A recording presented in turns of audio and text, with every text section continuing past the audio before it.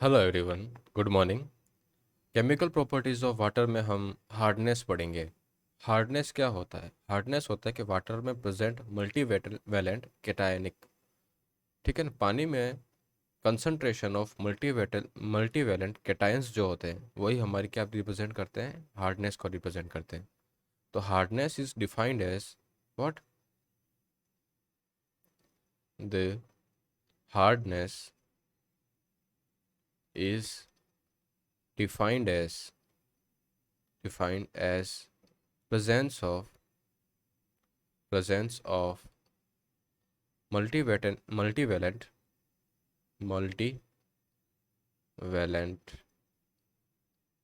cation, presence of concentration of, okay, concentration of multivalent cation present in water,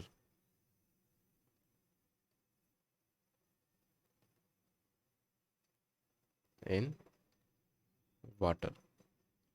जो मल्टीवैलेंट cations होते हैं जो majorly hardness produce करते हैं, मेजर हार्डनेस प्रोड्यूसिंग कैटायंस कौन से होते हैं? हमारे कैल्शियम एंड मैग्नीशियम। ओके। कुछ माइनर सोर्सेज भी होते हैं जो हार्डनेस प्रोड्यूस करते हैं, वो हमारे होते हैं जैसे आयरन हो गया Fe2+ हो गया, मैग्नीज हो गया Mn2+ हो गया, स्ट्रोंटियम हो गया, स्ट्रोंटियम जिससे हम क्या कहते हैं? Sr2+, एल्यूमिनियम हो गया, एल्यूमिनियम। ओके। तो ये हो गए हमारे माइनर सोर्सेस और ये है मेरे मेजर सोर्सेस।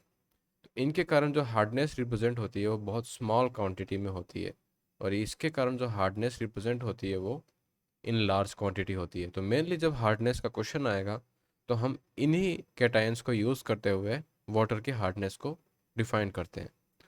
वाटर की जनरली जो हार्डनेस होती है वो हम दो तरह की होती है।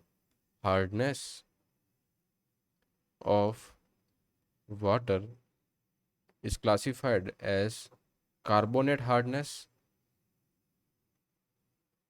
Carbonate hardness and non carbonate hardness, non carbonate hardness. Carbonate hardness का मतलब क्या होता है? कार्बोनेट और अल्कलिनिटी हमने पढ़ा था। कार्बोनेट हार्डनेस जो प्रोड्यूस होगी वो किससे होगी? जब कैल्शियम और मैग्नीशियम कैटायन है किसके साथ अपना मतलब सॉल्ट बनाएंगे? जब वो CO3 2- कार्बोनेट आयन से और बाइकार्बोनेट HCO3- के साथ जुड़ के जब जब वो यौगिक बनाते हैं, कंपाउंड बनाते हैं, तो हमें कौन क्या मिलता है? कार्बोनेट हार्डनेस मिलती है। तो जैसे CaCO3 हो गया, Mg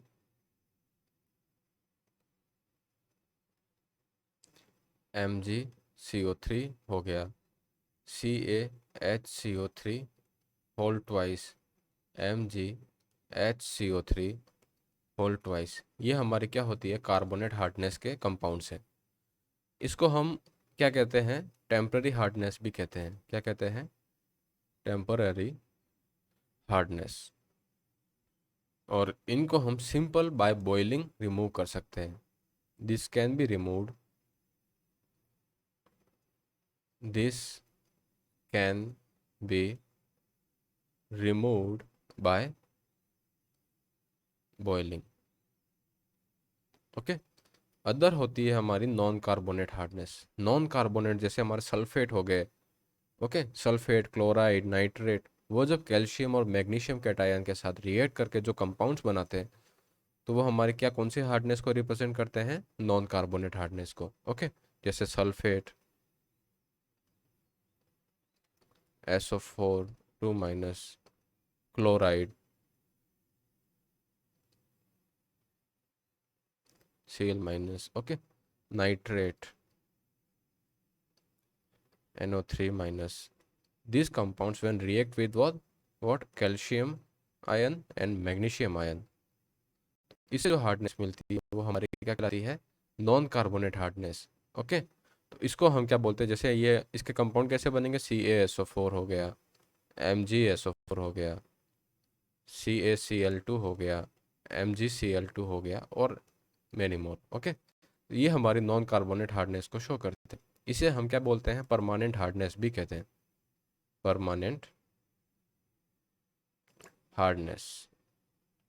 और परमानेंट हार्डनेस को हम सिंपल बॉइलिंग से रिमूव नहीं कर सकते। This hardness can not be removed removed by simple boiling। Simple, इसे हम सिंपल बॉइलिंग से रिमूव नहीं कर सकते हैं। इसके लिए हमें डिफरेंट सॉफ्टनिंग टेक्निक्स की रिक्वायरमेंट होती है। It require it require different what softening techniques. ये कौन कौन सी टेक्निक्स हैं, ये जब हम वाटर की ट्रीटमेंट को देखेंगे उसमें पढ़ेंगे। जैसे हमारा आयन एक्सचेंज मेथड हो गया, लाइम सोडा मेथड हो गया। ओके, इनको हम वाटर ट्रीटमेंट वाले चैप्टर में पढ़ेंगे। तो ये हो गई हमारी दो तरह की हार्डनेस। और हार्डनेस से क्या होता है, हार्डनेस से हमारे जो हम कपड़े धोते हैं, तो कपड़े में अगर हम हार्ड वाटर को यूज़ करेंगे तो सोप में से झाग नहीं बनते। अगर झाग नहीं बनेगा तो हमें ज़्यादा से ज़्यादा सोप उसमें डालना पड़ेगा, तो इससे हमारा जो सोप का कंजम्पशन है वो उसमें ज़्यादा रहेगा। ओके, तो the hard water lead to less formation of what soap. मतलब सोप से जो फॉर्म होता है, झाग जिसे कहते हैं, फॉर्म, ठीक है ना। Hence hence the consumption of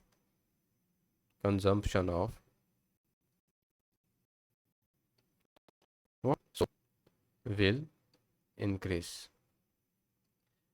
okay, as such हमारे जो फूड हैबिट में हार्ड वाटर का इतना कोई ज़्यादा इफेक्ट नहीं होता है।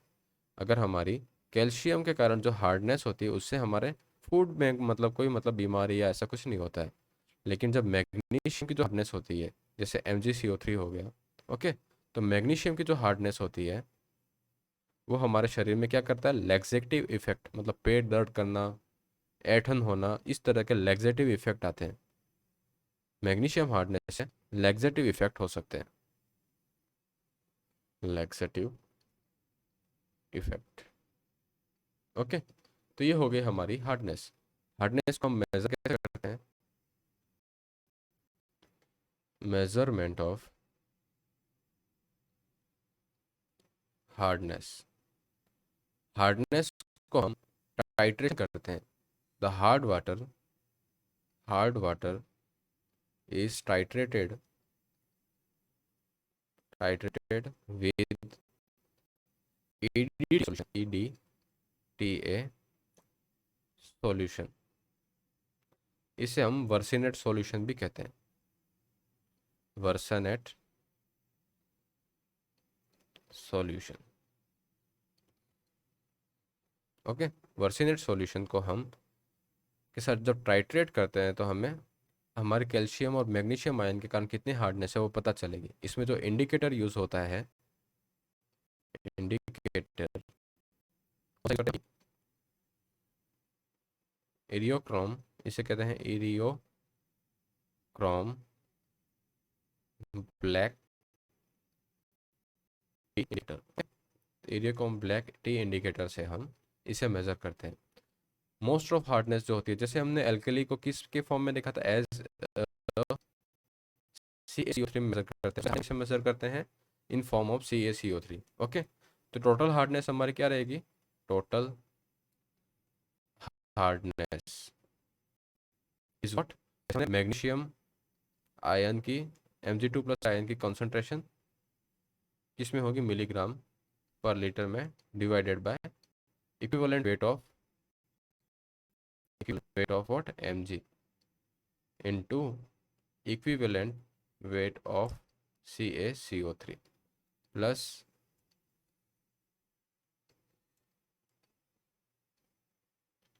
Plus what Ca2 plus ion की कंसंट्रेशन इन मिलीग्राम पर litre divided by what equivalent weight of calcium into equivalent of what CaCO3। इस तरह से हमारी क्या आएगी, टोटल हार्डनेस आएगी। ओके, तो जैसे हम फर्स्ट निकालते हैं equivalent weight of magnesium, equivalent weight of magnesium का मोलिकुलर वेट कितना होता है मेरा 24, जिसे हम एटॉमिक mg का कितना होता है 24 डिवाइडेड बाय इसकी वैलेंसी कितनी रहती है mg की +2, तो वैलेंसी से डिवाइड करेंगे तो मेरे पास इक्विवेलेंट वेट कितना आ जाएगा इसका 12। ओके, फिर इक्विवेलेंट वेट ऑफ कैल्शियम मेरा कितना रहेगा, कैल्शियम का एटॉमिक वेट कितना होता है 40 और इसका वैलेंसी कितनी रहती है Ca+2, तो इसका इक्विवेलेंट वेट मेरा 20। मुझे पता ही है कि CaCO3 का इक्विवेलेंट वेट कितना होता है। Okay, equivalent weight of CaCO3 कितना रहता है मेरा 100 डिवाइडेड बाय 2, राइट। तो यहाँ से हमारी टोटल हार्डनेस कितनी आ जाएगी, total hardness is equal to what calcium Ca2 plus की concentration divided by 20 into 50 plus magnesium ion की कंसंट्रेशन डिवाइडेड बाय 12 इंटू 50। इस तरह से हम हमारी टोटल हार्डनेस फाइंड आउट कर लेंगे। ये हो गई हमारी टोटल हार्डनेस। तो अब है हमारा inter relationship between what alkalinity and hardness. relationship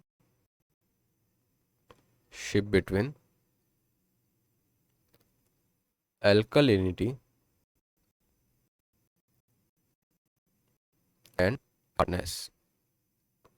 हमारी जो एल्कलिनिटी है वो किसके द्वारा आती है, जब HCO3 CO3 carbonate ion CO3 minus ion और क्या है OH माइनस आयन, मेनली इसके कारण हमारे क्या आती है एल्कलिनिटी आती है। हार्डनेस हमारे कब आती है Ca2 प्लस mg कंसंट्रेशन से हमारे क्या आती है हार्डनेस आती है। ओके, तो सबसे पहले अगर वाटर में कार्बोनेट और बाइकार्बोनेट आयन प्रेजेंट होंगे तो ये यूजुअली किसके साथ रिएक्ट करेंगे, कैल्शियम और मैग्नीशियम आयन के साथ। तो इस केस में हम देखेंगे कि जब हमारा वाटर में सोडियम Na प्लस अगर क्या है एब्सेंट, Na प्लस क्या है मेरा एब्सेंट है, तो ये Na है वो कैल्शियम कार्बोनेट बाइकार्बोनेट के साथ रिएक्ट नहीं करेगा। तो हमारी क्या होगी कि एल्कलिनिटी जो वाटर में है, एल्कलिनिटी इन वाटर ये ज़्यादा इन्फ्लुएंस नहीं करेगा, ये तभी इन्फ्लुएंस करेगा पीएच क्या है 9 या आसपास है। तो मेनली जो अल्कलिनिटी होती है वो किसके द्वारा होती है, हमारी कार्बोनेट और बाइकार्बोनेट अल्कलिनिटी होती है वाटर में। तो alkalinity in water is equal to what carbonate hardness, alkalinity in water is equal to what carbonate hardness. ये कब, जब हमारा कैटायन जो है, कैटायन कौन सा सोडियम Na इन वाटर क्या एब्सेंट होगा।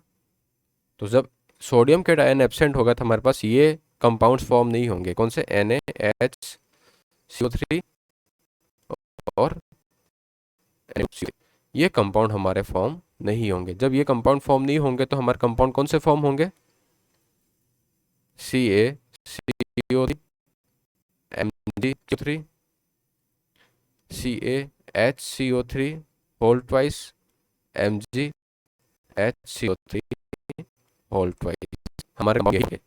जब ये कंपाउंड फॉर्म होंगे तो हमारी हार्डनेस कौन सी है, हार्डनेस है कार्बोनेट हार्डनेस, वाली कौन सी है कार्बोनेट एंड बाइकार्बोनेट एल्कलिनिटी। तो हम इससे कह सकते हैं कि हमारे वाटर में एल्कलिनिटी की जो कंसंट्रेशन होती है वो किस बराबर हो जाएगी कार्बन के बराबर। ओके, लेकिन ये एब्सेंट कब रहेंगे, ठीक है ना, but the sodium alkalinity will absent only when, but but sodium alkalinity will be absent only when sulfate SO4 2 minus and chloride of calcium and of calcium and magnesium are present। Okay, जब हमारी मतलब क्या है कि permanent hardness और non hardness अगर present है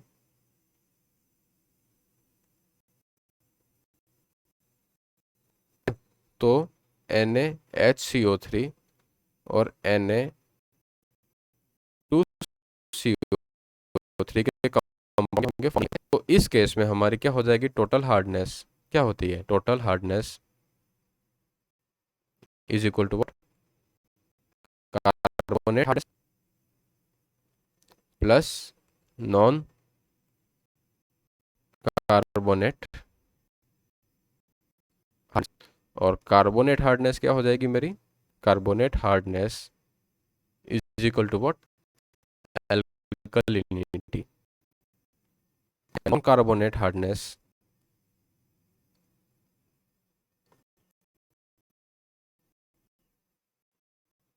हो जाएगी मेरी, नॉन कार्बोनेट हो जाएगी टोटल हार्डनेस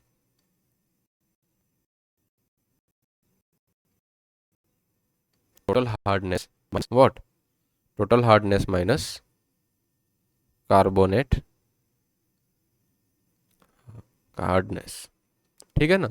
ये मेरे पास क्या हो जाएगी, नॉर्मल नॉन कार्बोनेट हार्डनेस आ जाएगी। ये कब, जब हमारे पास नॉन कार्बोनेट हार्डनेस और कैल्शियम और मैग्नीशियम के सल्फेट, क्लोराइड और वो केटायंस प्रेजेंट है, ठीक है ना। तो तब हमारा क्या है, सोडियम एल्कलिनिटी फॉर्म नहीं होगी। तो सब जब सोडियम एल्कलिनिटी फॉर्म नहीं होगी तो पूरी की पूरी एल्कलिनिटी हमारी कौन सी रहेगी, कार्बोनेट की रहेगी, जो कौन सी केटायन मतलब कैल्शियम और मैग्नीशियम के कारण क्रिएट होती है।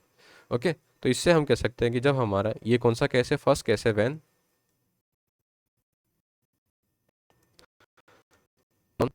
हार्डनेस इज प्रेजेंट, तो इस केस में हमारा Na जो है रोल क्रिएट नहीं करेगा। सेकंड है when non carbonate hardness is what, absent, non carbonate hardness is absent. इस केस में हमारा क्या होगा, नॉन कार्बोनेट हार्डनेस एब्सेंट है तो सोडियम के कारण HCO3 और NaCO3 के कंपाउंड्स क्या होंगे, फॉर्म होंगे। तो हमारे एल्कलिनिटी कौन कौन से कंपाउंड आ जाएंगे, एल्कलिनिटी में कौन कौन से कंपाउंड आ जाएंगे, अब सोडियम के कारण, कैल्शियम के कारण और मैग्नीशियम के कारण,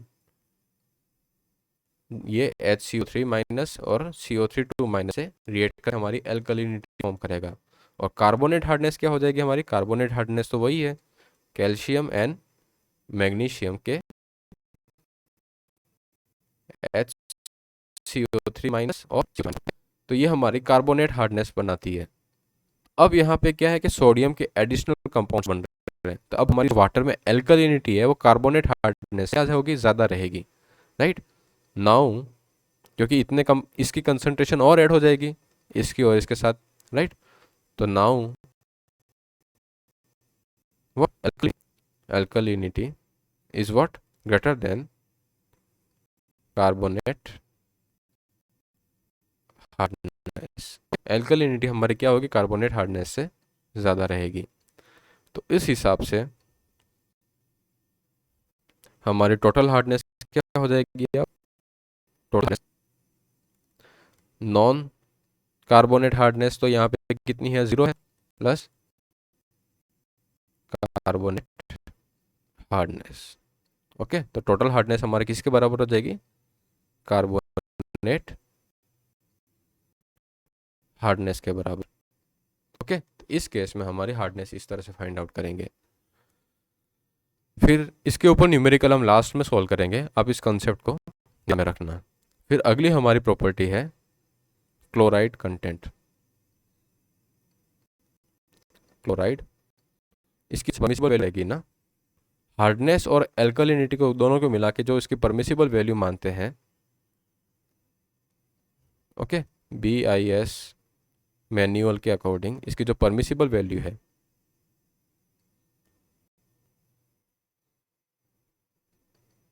परमिसिबल वैल्यू कितनी है, 200 मिलीग्राम पर litre.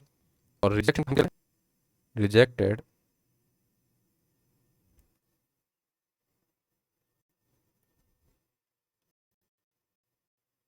when concentration is in more than 600 milligram पर लीटर।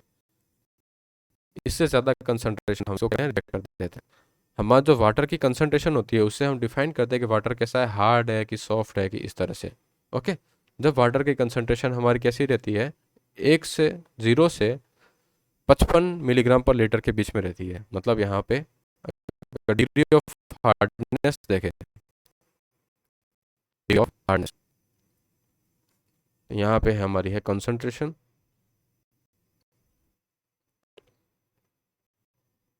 यहाँ पे है डिग्री ऑफ हार्डनेस। तो जब हमारी जो कंसंट्रेशन है वो 0 से 50 मिलीग्राम, हमारा वाटर कैसा कहलाएगा, सॉफ्ट वाटर है, सॉफ्ट वाटर। जब ये लिमिट होती है तो इसे हम क्या कहते हैं, slightly hard water, slightly hard water. Okay, जब ये लिमिट 101 से 200 तक रहती है तो इसे हम क्या कहते हैं, moderately hard water, moderately hard water. Okay, फिर अगर इसकी लिमिट 200 से 500 तक रहती है, very hard water, very hard water. ठीक है ना, तो ये कहलाता है हमारा वेरी हार्ड वाटर। तो इस तरह से हम वाटर की डिग्री ऑफ हार्डनेस को डिफाइन करते हैं। फिर एक होता है हमारा क्लोराइड कंटेंट। नेक्स्ट प्रॉपर्टी है क्लोराइड कंटेंट। क्लोराइड हमारा शो करता है क्लोराइड कंटेंट। तो क्लोराइड जो होता है वो पानी में किधर से आता है, जब हमारा इरिगेशन होता है, इरिगेशन में जो फर्टिलाइजर यूज होता है, इरिगेशन एग्रीकल्चर में, तो जब ये वेस्ट जो है वो पानी में मिक्स हो जाता है वाटर में, या फिर कोई इंडस्ट्रीज है, इंडस्ट्रीज का जो वेस्ट है वाटर में डिस्पोज करते हैं, तो इससे वाटर में क्लोराइड की क्वांटिटी क्या होती है, इंक्रीज होती है। तो क्लोराइड की प्रेजेंस अगर हमारी रिजेक्शन से ज़्यादा, तो ये क्या शो करता है, हमारा इंडस्ट्रियल पॉल्यूशन को। It indicate indicate it indicate pollution due to industries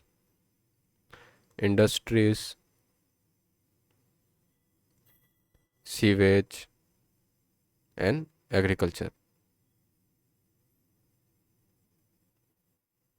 okay, इससे पोल्यूशन को इंडिकेट करता है। इसकी जो लिमिट होती है वो कितनी होती है, एक्सेप्टेबल लिमिट और परमिसिबल लिमिट। एक्सेप्टेबल लिमिट कितनी है इसकी, 200 मिलीग्राम पर लीटर। ओके, और रिजेक्शन कितना है, कॉज फॉर रिजेक्शन है 1000 मिलीग्राम पर लीटर। इससे ज़्यादा तो ये होना ही नहीं चाहिए। और एक्सेप्टेबल हमारे कितने, 200 मिलीग्राम पर लीटर। क्लोराइड कंटेंट को हम किस तरह से मेज़र करते हैं? क्लोराइड कंटेंट के लिए हम क्या मोर्स मेथड को यूज़ करते हैं? किसे? मोर्स मेथड को। मोर्स मेथड में हम क्या करते हैं कि पानी जो रॉ वाटर होता है हमारा, raw water is what titrated, raw water is titrated with what standard solution of potassium chromate, titrated with standard AgNO3 solution using potassium chromate, dichromate नहीं है यहाँ पे, क्या है? Chromate as indicator. Okay, potassium chromate as a indicator. Potassium chromate का formula क्या होता है? K2CrO4। ओके, अगला हमारा है नाइट्रोजन कंटेंट। नेक्स्ट है nitrogen content.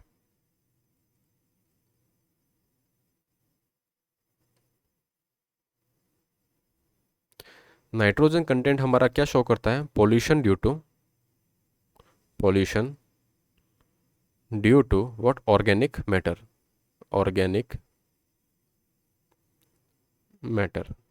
Okay, organic matter के कारण जो पोल्यूशन होता है उसको कौन? नाइट्रोजन हमारा शो करता है।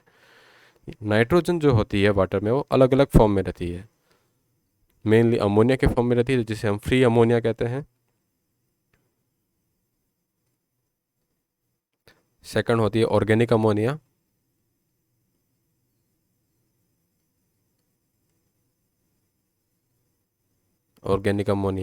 फिर होती है हमारी नाइट्राइट और देन नाइट्रेट। ओके, इस फॉर्म में नाइट्रोजन हमारी वाटर में प्रेजेंट रहती है। तो फ्री अमोनिया होती है तो ये हमारा क्या शो करता है? अगर वाटर में फ्री अमोनिया तो इसका मतलब है कि पानी रिसेंटली पॉल्यूट हुआ है। तो फ्री अमोनिया हमारा रिसेंट पॉल्यूशन को इंडिकेट करती है। It shows recent pollution. Okay, और यहाँ पे जो हमारी ऑर्गेनिक अमोनिया होती है वो क्या इंडिकेट करती है? कि the indicate the nitrogen is started what? Decomposing. It indicates quantity of nitrogen before what? Decomposition starts। Decomposition से पहले जो नाइट्रोजन की क्वांटिटी होती है वो हमारी ऑर्गेनिक अमोनिया से रिप्रेजेंट होती है। Organic starts. ओके, नाइट्राइट जो होता है वो हाईली पॉल्यूटेंट होता है। ठीक है ना? क्या होता है? Highly pollutant. और ये कौन सी कंडीशन होती है? हमारी पार्शियली डिकम्पोजिशन कंडीशन होती है। क्या होती है? It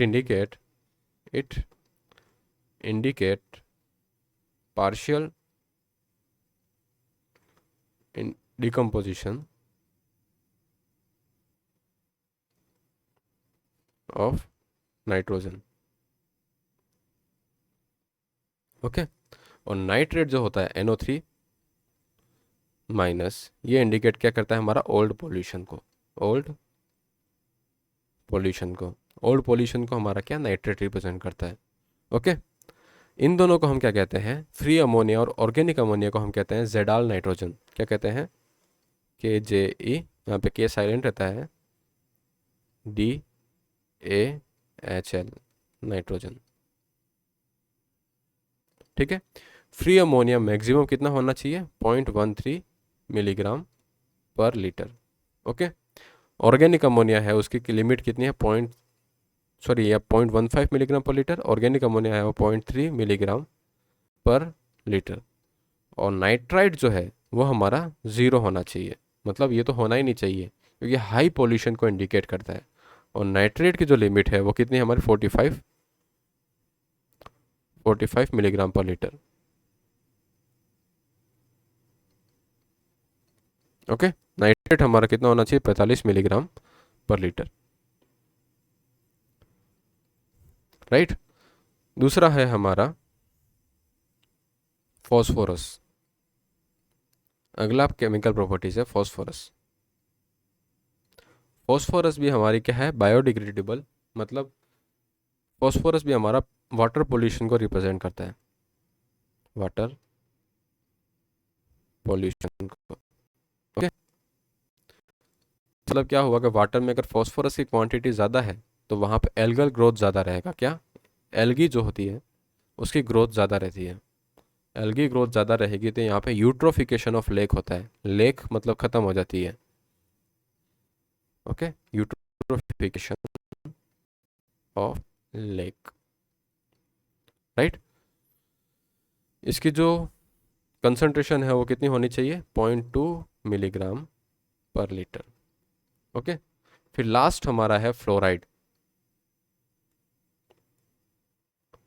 fluoride, sorry spelling mistake है, FLUO, फ्लोराइड। फ्लोराइड जो है हम पानी में वो 1.5 मिलीग्राम पर लीटर के बीच में रहना चाहिए। ओके, 1 से 1.5 मिलीग्राम पर लीटर, और किसी भी हाल में ये 5 मिलीग्राम पर लीटर से ज़्यादा तो होना ही नहीं चाहिए। किससे, 5 मिलीग्राम पर लीटर से ज़्यादा नहीं होना चाहिए। 1 से कम होता है तो ये हमारे डेंटल कैविटीज़ क्रिएट करता है। क्या करता है, अगर वह पानी में 1 और 1.5, अगर इससे कम है तो क्या होगा, हमारे कैविटीज़, और इससे ज़्यादा है तो हमारा क्या होगा, बैक बोन फ्लोरोसिस, मतलब हड्डियाँ मुड़ जाती है। इसे हम क्या कहते हैं, बोन फ्लोरोसिस। आप राजस्थान भी कभी सुनते हो कि राजस्थान में एक कुबड़ पट्टी कहते हैं। कुबड़ पट्टी मतलब नागौर और अजमेर जो तहस डिस्ट्रिक्ट है, नागौर और अजमेर, वहाँ की जो ग्राउंड वाटर है उसमें फ्लोराइड की क्वांटिटी है वो 1.5 मिलीग्राम से ज़्यादा है। तो वहाँ के लोग की जो रीढ़ की हड्डी होती है वो इस तरह से बैंड हो जाती है, मतलब पीछे कुबड़ की तरह रहते हैं, झुके हुए। ओके, तो इसका कारण क्या है, कुबड़ पट्टी मतलब बोन फ्लोरोसिस, वो क्यों होती है, क्योंकि फ्लोराइड की कंटेंट वाटर में है वो 1.5 मिलीग्राम से ज़्यादा है। ओके, तो इसके लिए गवर्नमेंट ऑफ राजस्थान ने बहुत सारे प्रोजेक्ट चलाए हैं वाटर प्योरिफिकेशन के वहाँ पे। तो ये होती है हमारी फ्लोराइड कंटेंट। इसके बाद हमारे होते हैं मेटल्स। मेटल्स हमारे जो होते हैं वो दो तरह के होते हैं, टॉक्सिक भी होते हैं और नॉन टॉक्सिक भी होते हैं मेटल्स। क्लासीफाई करते हैं टॉक्सिक और non toxic. Okay, toxic metal होता है वो से हो गया, आर्सेनिक हो गया, बेरियम हो गया, कैडमियम हो गया, साइनाइड, लेड, मरकरी, ये हमारे क्या कहलाते हैं, टॉक्सिक होते हैं। कौन से, आर्सेनिक, बेरियम, ओके, फिर है क्रोमियम, साइनाइड, लेड, मरकरी, ये हमारे क्या होते हैं, टॉक्सिक। टॉक्सिक से हमारे या तो मतलब हाई हेल्थ हैजार्ड होते हैं, या फिर क्या होता है, टॉक्सिक मेटल से कैंसर होता है, राइट, कार्सिनोजेनिक होते हैं। नॉन टॉक्सिक हमारे कौन से होते हैं, जैसे हमारा कैल्शियम हो गया, पोटेशियम हो गया, आयरन हो गया, मैग्नीशियम और जिंक हो गया। तो इनकी अलग अलग कंसंट्रेशन हमें पता होनी चाहिए। जैसे सोडियम की जो परसेंटेज सोडियम है वाटर में, सोडियम है, राइट, तो ये नॉन टॉक्सिक होते हैं, लेकिन इसकी कंसंट्रेशन एक लिमिट से ज़्यादा नहीं होनी चाहिए, नहीं तो ये भी हेल्थ हज़ार्ड क्रिएट कर सकते हैं। ओके, तो पानी में सबसे पहले है हमारा आयरन एंड मैग्नीज, एमएन। इसकी जो कंसंट्रेशन है वो कितनी होनी चाहिए, 0.3। आपको यहाँ पे बस उसकी कंसंट्रेशन याद होनी चाहिए, 0.3 मिलीग्राम पर लीटर। और मैग्नीज की कितनी होती है, 0.05 मिलीग्राम पर लीटर। ओके, फिर है हमारा कॉपर। कॉपर की जो कंसंट्रेशन है वो 0.05 से 1.5 मिलीग्राम, राइट। देन आफ्टर आपका आता है कैल्शियम। कैल्शियम की जो कंसंट्रेशन है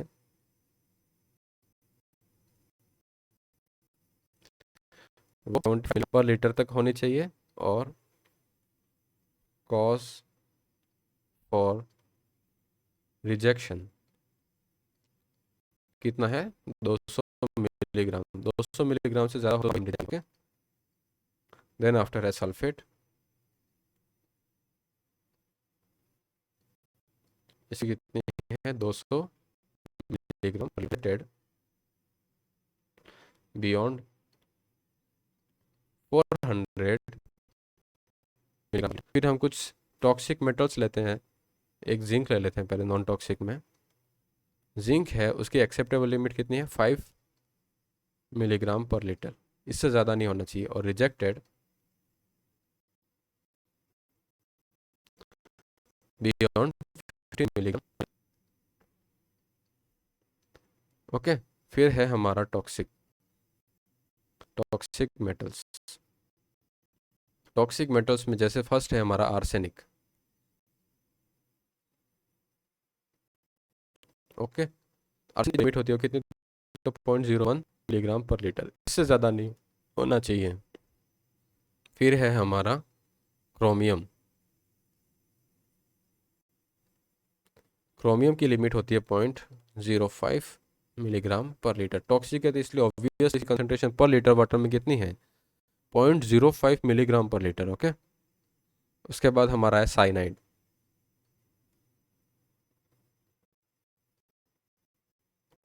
साइनाइड की लिमिट मिलीग्राम पर लीटर। फिर है लेड।